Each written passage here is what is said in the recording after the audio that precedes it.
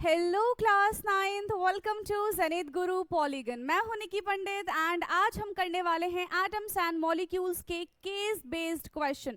So basically यहाँ से 4 number का क्वेश्चन आता है आपके एग्जाम में, है ना। तो देखते हैं कि किस टाइप के क्वेश्चंस होते हैं एंड हमें कैसे उसका आंसर करना होता है।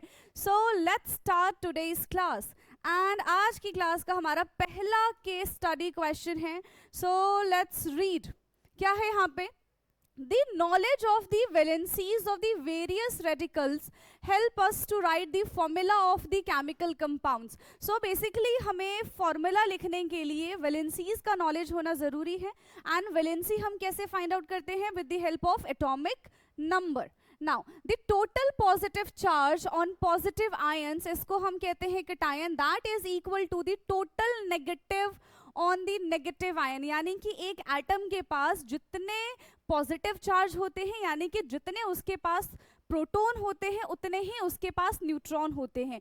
ये ट्रू है for those atom, for those element which is neutral in form. Okay, now in a molecule. Therefore, in writing the formula of a compound, the positive and the negative ions are adjusted in such a way that a total number of positive charge or the positive ions, that is cation, become equal to the total number. तो जब भी हमें formula बनाना होता है, हमें क्या करना होता है कि number of cation and number of anion should be equal। और अगर इक्वल नहीं है तो हम क्या करेंगे कि कटायन का मल्टीप्लिकेशन किससे कर देंगे? अनायन की वैलेंसी से, एंड अनायन का मल्टीप्लिकेशन कर देंगे हम कटायन की वैलेंसी से। तो यहाँ पे क्या हो जाएगा कि कटायन और अनायन दोनों के दोनों बराबर हो जाएंगे। So there is another simple method for writing the formula of the ionic compound. Ionic compound क्या होता है? जहाँ पे ट्रांसफर ऑफ इलेक्ट्रॉन होता है। ठीक है, जब एक स्पीशी कंप्लीटली अपना इलेक्ट्रॉन ट्रांसफर कर देती है to another species. Now in this method the valencies, positive or the negative charge of the ion can be crossed over to give the subscript. Subscript क्या होता है कि कोई भी चीज जब हम बॉटम में लिखते हैं, जैसे कि मैंने यहाँ पे x लिख दिया और यहाँ पे 2 लिख दिया, तो इसको हम कहते हैं subscript. The purpose of crossing over the charge is to find the number of ions required to equalize the number of positive and the negative charge.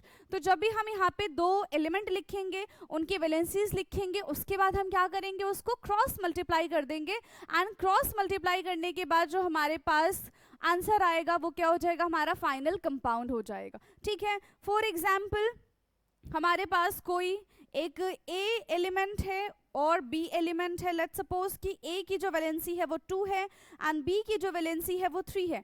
फिर हम क्या करेंगे? इसको इक्वल करने के लिए A multiply by 3 and B multiply by 2। तो इसको लिखने का तरीका क्या हो जाएगा? A3 and B2। नाउ अब इसमें कटायन और एनायन जो है वो क्या हो जाएंगे? इक्वल हो जाएंगे। अब इसी पे बेस्ड हम क्वेश्चन करेंगे। सो फर्स्ट क्वेश्चन यहाँ पे क्या है?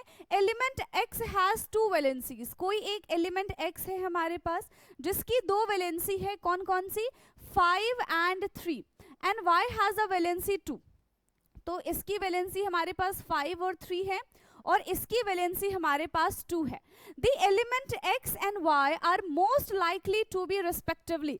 अब हमको बताना है कि ये जो एलिमेंट x है, ये जो एलिमेंट y है, ये कौन से एलिमेंट होंगे? पहला है हमारे पास copper and sulphur, second one is sulphur and iron, third one is phosphorus and fluorine and fourth one is nitrogen and iron. तो देखो, कॉपर जो होता है वो +1 एंड +2 शो करेगा। ठीक है, सल्फर जो होता है वो 2 शो करेगा, राइट।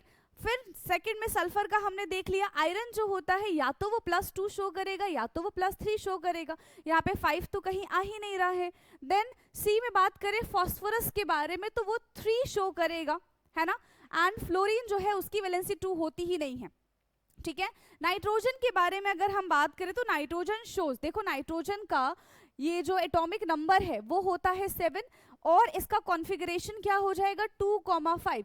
तो वैलेंस शेल में कितने इलेक्ट्रॉन प्रेजेंट है? वैलेंस शेल में हमारे पास 5 इलेक्ट्रॉन प्रेजेंट है, राइट।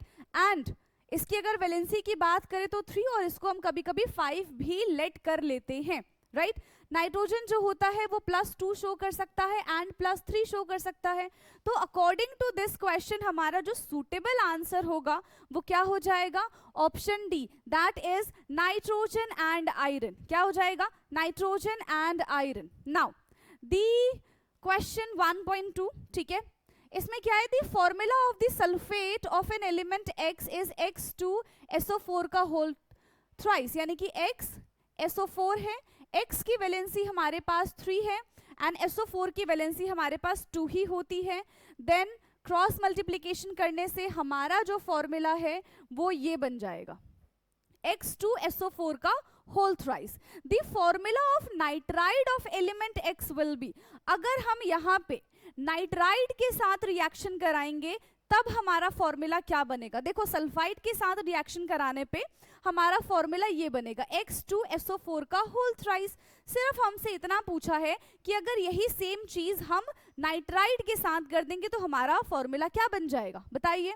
नाइट्राइड के साथ करेंगे तो क्या बनेगा, देखो X की वैलेंसी ऑलरेडी 3 है एंड नाइट्राइड की भी वैलेंसी 3 हो जाएगी, तो ये हमारा क्या बन जाएगा, XN बन जाएगा, ठीक है, क्या बन जाएगा, XN बन जाएगा। दोनों की वैलेंसी 3 है एंड जब सेम वैलेंसीज होती हैं या फिर ऐसी वैलेंसीज होती हैं जिनको हम कट कर सकते हैं, नलीफाई कर सकते हैं, तो वो हो जाता है, राइट। और ये तो सिमिलर है, तो ये एक दूसरे के इफेक्ट को कैंसिल आउट कर देंगे and it will become XN।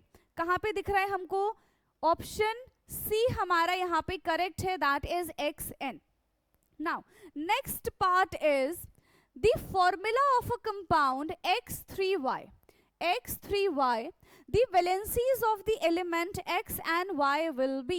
अब हमें बताना है, देखो फॉर्मूला हमारे पास है, with the help of formula हमें ये बताना है कि X और Y जो कंपोनेंट है उनकी वैलेंसीज क्या होगी। तो कैसे बताएंगे, X लिखा हमने, Y लिखा, X के नीचे 3 है, इसका क्या मतलब है कि ये Y की वैलेंसी है, ठीक है, Y के पास कुछ भी नहीं है मतलब 1 है, तो ये X की वैलेंसी हो जाएगी। तो देखो क्या क्या है वैलेंसी हमारे पास, 1 एंड 3, यानी कि ऑप्शन ए हमारा यहाँ पे करेक्ट हो जाएगा फॉर 1.3।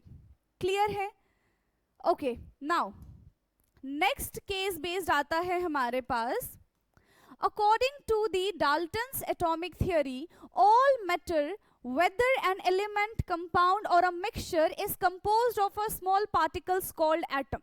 ठीक है, अकॉर्डिंग टू डाल्टन थियरी उन्होंने क्या कहा कि चाहे हमारे पास एटम हो, कंपाउंड हो, ये कंपाउंड हमारे पास मिक्सचर हो, एलिमेंट हो, कुछ भी हो, सबसे छोटी चीज ये किससे मिलके बनाई जाती है, एटम से मिलके बनाई जाती है। Atom is the smallest particle, right, which can neither be created nor be destroyed during a chemical reaction। Atom को ना ही हम क्रिएट कर सकते हैं ना ही हम डिस्ट्रॉय कर सकते हैं। Dalton's theory provide a simple explanation for the law of chemical combination। Okay, so देखो law of chemical combination में हमने 2 लॉ पढ़े थे, कौन कौन से, law of conservation of mass and law of definite proportion। So he used his theory to explain the law of conservation of masses, the law of constant proportion and the law of multiple proportion based on the various postulates of the theory। Dalton was the first scientist to use the symbol for the elements in a very specific sense। याद है पहले किस तरीके से हम elements के symbol को identify करते थे, है ना, सर्कल बना के उसके अंदर अगर हमें कार्बन लिखना होता था ये C लिख दिया हमने, खाली भी हो जाएगा। गोल्ड के लिए क्या होता था, इस तरीके से लिखा जाता था, है ना, प्लेटिना होता था तो फिर P लिख देते थे। तो इस तरीके के एलिमेंट्स, इस तरीके के सिंबल से रिप्रेजेंट किया जाता था and that was too old. किसने किया था ये, डाल्टन ने बताया था हमको। When he used a symbol for an element, he also meant a definite quantity of that element, that is one atom of that element। तो जब सिंबल बताए गए, है ना, तो उन एटम की डेफिनेट क्वांटिटी के बारे में भी बात की गई थी। ठीक है, अब देखो आज के टाइम पे क्या होता है, ये सारी की सारी चीजें जो हैं वो इनवैलिड हो गई हैं। जो नया पीरियोडिक टेबल आप लोगों ने देखा होगा उसमें क्या होते हैं, मॉडर्न सिंबल्स है। ठीक है, अगर हाइड्रोजन के बारे में हम बात करें तो उसका सिंबल क्या हो जाएगा, H हो जाएगा। हीलियम के बारे में बात करेंगे तो उसका सिंबल क्या हो जाएगा, He हो जाएगा। तो इस तरीके से है एंड उसको लिखने के भी कुछ रूल्स हैं। ठीक है, कहाँ पे हम अपर केस लगाएंगे, कहाँ पे हम लोअर केस लगाएंगे, ठीक है, और कहाँ पे हम उसके उससे नाम लिखेंगे कि वो कहाँ पे पाया गया है या फिर किस साइंटिस्ट के बेसिस पे है। तो ये सारी की सारी चीजें आप रूल्स के अंदर पढ़ते हैं। ओके, नाउ क्वेश्चन पे आते हैं अब हम। Which postulates of the Dalton's atomic theory is the result of law of conservation of mass? तो डाल्टन की कौन सी ऐसी थियरी थी जिससे हमें ये पता चलता है, ठीक है, कि उन्होंने कंजर्वेशन ऑफ मास के बारे में ही बात की है, ठीक है। सो बेसिकली फर्स्ट है हमारा, atom can neither be created nor be destroyed, each element is composed of extremely small particles called atom, all the atom of a given element are identical, during chemical combination atom of different element combine in simple ratio। तो देखो सारी चीजें Dalton ने बताई थी हमको, है ना, लेकिन इसमें स्पेसिफिकली हमसे क्या पूछा है कि हमको ये पोस्टुलेट्स बताना है जो कंजर्वेशन ऑफ मास को बता रहा हो। So according to conservation of mass, mass can neither be created nor be destroyed. So 2.1 का हमारा यहाँ पे करेक्ट ऑप्शन हो जाएगा option A. Now next is 2.2, which postulates of the Dalton's atomic theory explain the law of the definite proportion। तो कौन सी Dalton की ऐसी थियरी थी जो लॉ ऑफ डेफिनेट प्रोपोर्शन के बारे में बताती है। So atom of an element do not change during a chemical reaction, ठीक है, जो एटम है वो केमिकल रिएक्शन के टाइम पे खुद को चेंज नहीं करती है। N element consist of atom having a fix mass and the number and the kind of atom in a given compound is fix, ठीक है। जब भी कंपाउंड का फॉर्मेशन होता है तो उसमें जो एलिमेंट्स होते हैं they always combine in a fix ratio, different elements have a different kind of atom and atom are of various kind. So basically किसके बारे में बात की जा रही है यहाँ पे, डेफिनेट प्रोपोर्शन के बारे में। तो डेफिनेट प्रोपोर्शन हमको क्या बताता है कि जब भी एलिमेंट्स कंबाइन होके एटम का ये कंपाउंड का फॉर्मेशन करते हैं, they always do so in a simple ratio, first thing. And यहाँ पे क्या करेंगे, वो एक सिंपल रेशियो तो होता है, साथ ही साथ वो एक फिक्स रेशियो में भी कंबाइन होता है। Clear. So according to the Dalton postulates, definite proportion क्या हो जाएगा, an element consist of atom having a fix masses and the number and the kind of atom in a given compound is fix.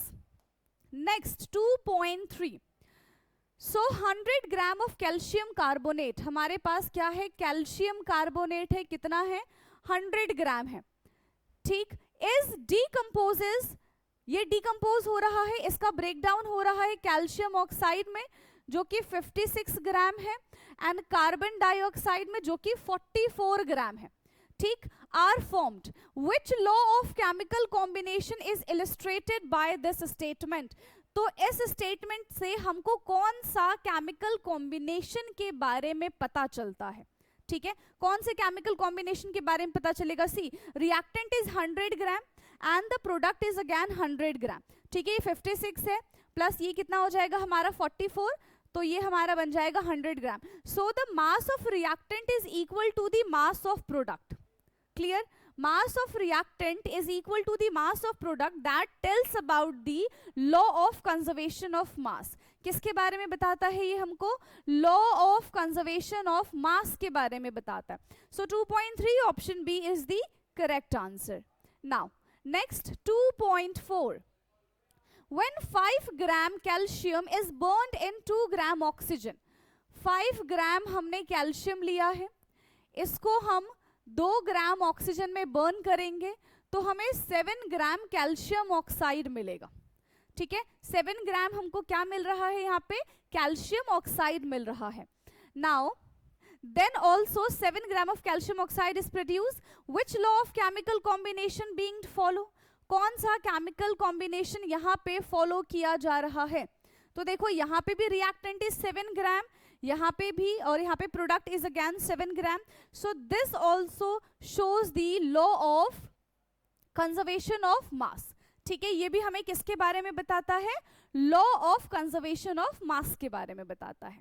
Okay, now next case study question is, तो यहाँ पे हमारा third case study question आ गया है और ये क्या है, atom of most element are not able to exist independently. बहुत सारे ऐसे एटम होते हैं जो अकेले सरवाइव नहीं कर पाते हैं, ठीक है, जो इंडिपेंडेंटली एग्जिस्ट नहीं कर पाते, बट सारे के सारे एलिमेंट ऐसे नहीं होते। कुछ ऐसे एलिमेंट होते हैं जो सर्वाइव नहीं कर पाते, जैसे कि हम हाइड्रोजन के बारे में बात करें तो हाइड्रोजन कभी भी H नहीं लिखा जाएगा, वो हमेशा H2 की फॉर्म में प्रेजेंट होता है। ऑक्सीजन के लिए कभी हम O नहीं लिखते हैं, वो हमेशा O2 की फॉर्म में प्रेजेंट होता है, ठीक है। क्लोरीन हमेशा Cl2 की फॉर्म में प्रेजेंट होता है। बट ऐसा नहीं है कि सारे के सारे एलिमेंट कंबाइंड स्टेट में ही पाए जाते हैं, कुछ ऐसे एलिमेंट भी होते हैं जो कंबाइंड स्टेट में नहीं पाए जाते। जैसे कि आर्गन के बारे में बात करेंगे तो आर्गन Ar हम एज इट इज लिखते हैं, उसके साथ किसी का कॉम्बिनेशन नहीं होता, हीलियम के साथ किसी का कॉम्बिनेशन नहीं होता है, नियॉन के साथ किसी का कॉम्बिनेशन नहीं होता है।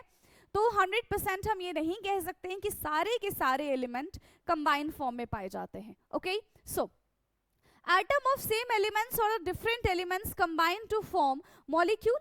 जब सेम एलिमेंट या फिर डिफरेंट एलिमेंट कंबाइन होते हैं तो वो मॉलिक्यूल का फॉर्मेशन करते हैं। सेम एलिमेंट कैसे, जैसे HH मिल गए तो ये H2 क्या हो जाएगा, मॉलिक्यूल हो जाएगा, ठीक है। ऑक्सीजन ऑक्सीजन मिलके क्या बनाएंगे, O2 बनाएंगे, तो ये भी हमारा मॉलिक्यूल है, ये भी हमारा मॉलिक्यूल है।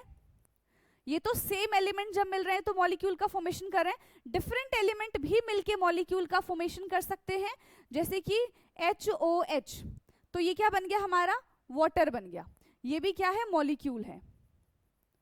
कार्बन डाइऑक्साइड, इसमें भी अलग अलग एटम है तो ये भी हमारा क्या हो जाएगा, मॉलिक्यूल हो जाएगा, दिस इज कार्बन डाइऑक्साइड। तो सेम एलिमेंट सेम एटम मिलके भी मॉलिक्यूल का फॉर्मेशन कर सकते हैं एंड डिफरेंट डिफरेंट एटम मिलके भी मॉलिक्यूल का फॉर्मेशन कर सकते हैं। So atom of the same elements और the different elements can join together to form a molecule. The molecule of an element are constituted by a same type of atom. Atom of different element join together in a definite proportion to form a molecule of a compound. और अगर यही atom यही element एक fix form में fix ratio में combine हो जाते हैं तो उसको हम क्या कहते हैं कि कंपाउंड का फॉर्मेशन कर लिया है. क्लियर? नाउ अब इस पे बेस्ड हम क्वेश्चन करेंगे. What is the ratio between mass of the carbon and oxygen?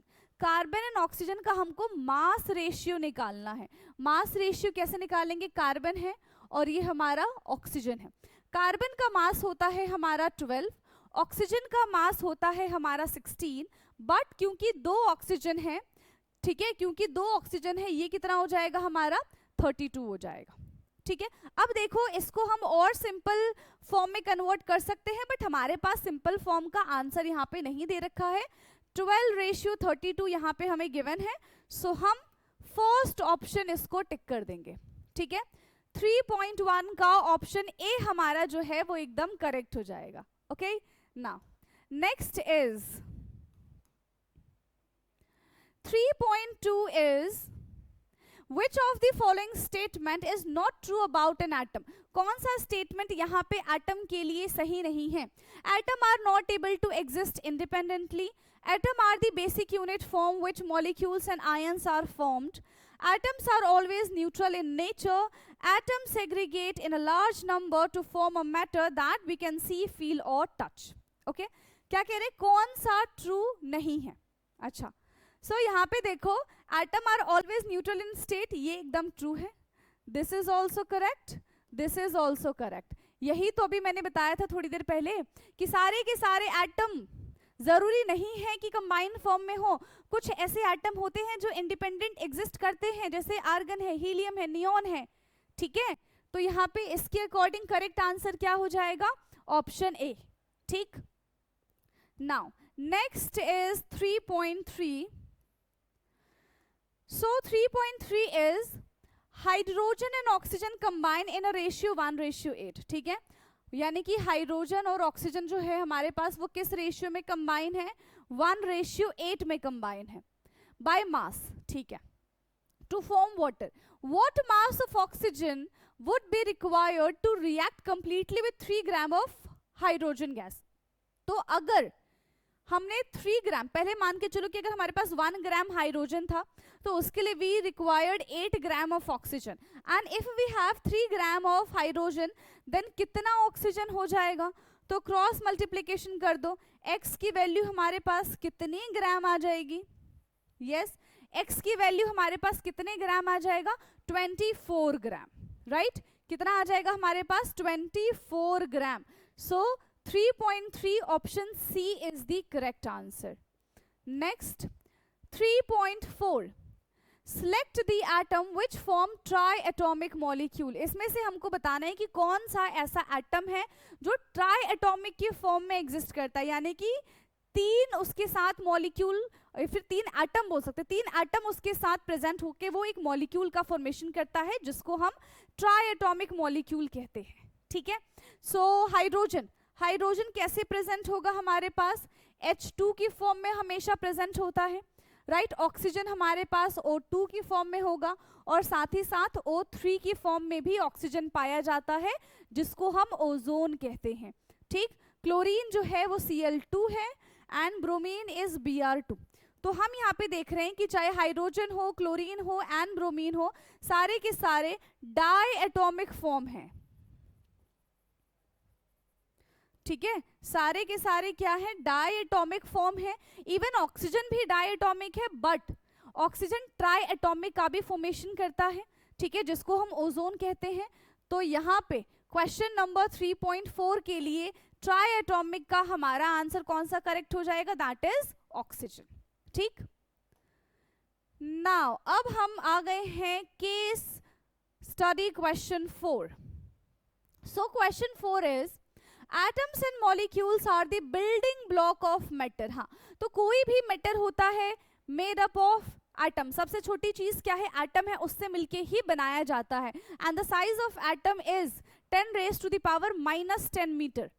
Now an atom is the smallest unit of an element that retain its chemical properties, while a molecule is a group of two or more atoms held together by a chemical bond.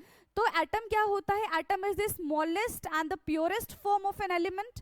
And molecule क्या होता है? जब वही atom, वही element आपस में combine होता है, सो दे फॉर्म मॉलिक्यूल.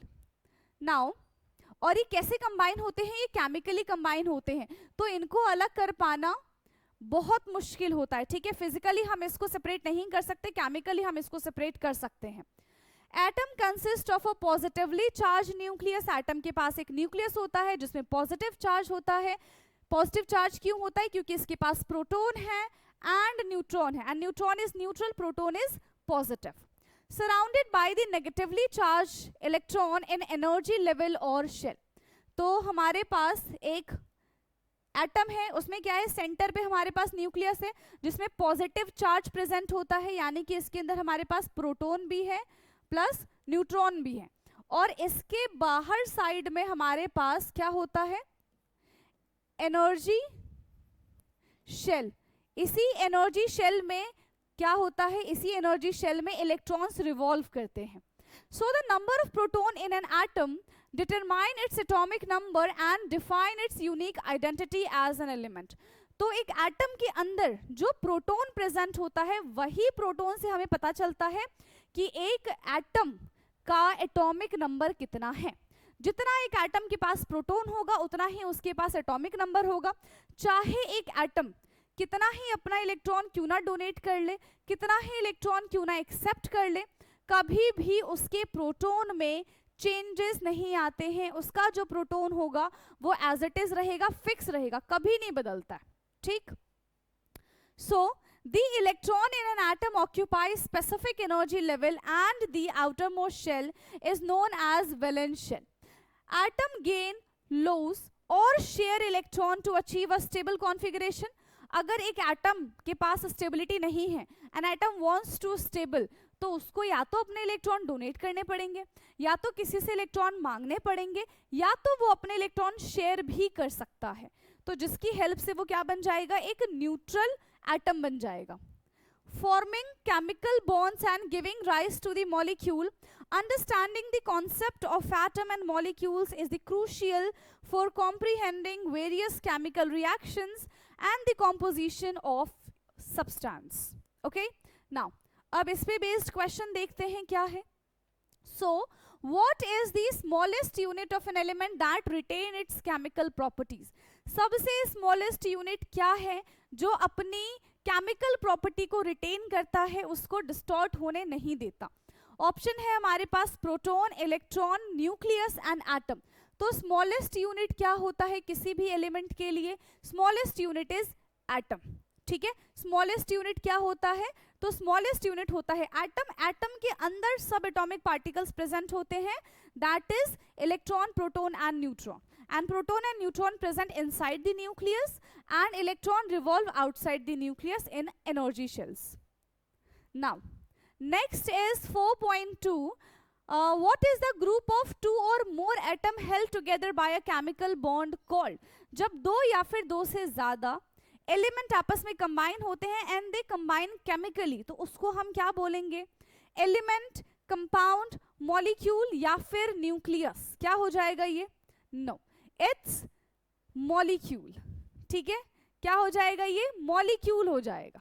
समझ में आया? जब दो या फिर दो से ज्यादा एटम कंबाइन होते हैं, केमिकली कंबाइन होते हैं, तो दे फॉर्म मॉलिक्यूल। अगर फिक्स रेशियो यहाँ पे लिखा जाएगा तो they form compound. Okay, now next is 4.3. What are the positively charged particle present in the nucleus of an atom is called? Atom के अंदर पॉजिटिवली चार्ज पार्टिकल्स कौन से प्रेजेंट होते हैं? Electron, proton, neutron and the valence electron.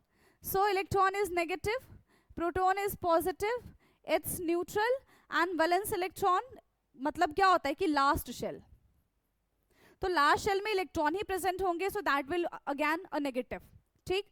तो क्या हो जाएगा? पॉजिटिव चार्ज के बारे में बात करें तो डेफिनेटली इट्स प्रोटीन नहीं, इट्स प्रोटॉन, ठीक है। क्या होता है? प्रोटॉन। कहाँ पे प्रेजेंट होता है ये प्रेजेंट होता है हमारा न्यूक्लियस के अंदर, ठीक है। ये प्रेजेंट होता है हमारा न्यूक्लियस के अंदर with neutron. Okay, now next is 4.4. Which part of an atom contain electron in energy level और शेल? कौन सा पार्ट है एटम का जिसमें क्या होता है? Atom contain electron in energy level और shell. Proton, neutron, nucleus and valence shell. कहाँ पे इलेक्ट्रॉन प्रेजेंट होगा? कहाँ पे इलेक्ट्रॉन प्रेजेंट होते हैं? देखो, प्रोटॉन तो अपना खुद एक सब एटॉमिक पार्टिकल है, न्यूट्रॉन भी सब एटॉमिक पार्टिकल है, न्यूक्लियस के अंदर ये दोनों चीजें प्रेजेंट होती है, तो इलेक्ट्रॉन कहाँ पे प्रेजेंट होगा? वैलेंस शेल में प्रेजेंट होगा, ठीक है। Valence shell is basically the outermost shell of an atom. Now next is 4.5 and this is the last question of today's class. What do atom do to achieve a stable configuration? Okay, अगर एक atom को stability चाहिए, एक atom अगर stable configuration चाहता है तो उसके लिए उसको क्या करना पड़ेगा? गेन, लॉस और share electron, absorb proton, increase their atomic number and create a chemical bond. क्या करना पड़ेगा उसको? या तो वो गेन कर सकता है इलेक्ट्रॉन को, या तो वो अपने इलेक्ट्रॉन डोनेट कर सकता है, या तो वो शेयरिंग करेगा, ठीक है। अगर वो उसका गेन या फिर लॉस होता है तो they form ionic compound, and अगर वो शेयरिंग करते हैं तो they form covalent compound, and both are the chemically bonded, है ना। दोनों के दोनों क्या होते हैं? केमिकली बॉन्ड होते हैं और केमिकल बॉन्ड का फॉर्मेशन करते हैं, and they form a strong bond between the atom. So 4.5 option A हमारा करेक्ट हो जाएगा, दैट इज गेन, लॉस और दी शेयर इलेक्ट्रॉन्स। ओके, सो यहाँ पे हमने टोटल 4 केस बेस्ड क्वेश्चन को सॉल्व किए हैं, ठीक है। ऐसे ही हम next chapter structure of the atom के भी केस बेस्ड को सॉल्व करेंगे, बट इन अनदर क्लास। तो आज के लिए मेरे ख्याल से इतना काफ़ी है, बाकी का डिस्कशन हम करते हैं नेक्स्ट क्लास में। तब तक के लिए पढ़ते रहिए। Thank you so much.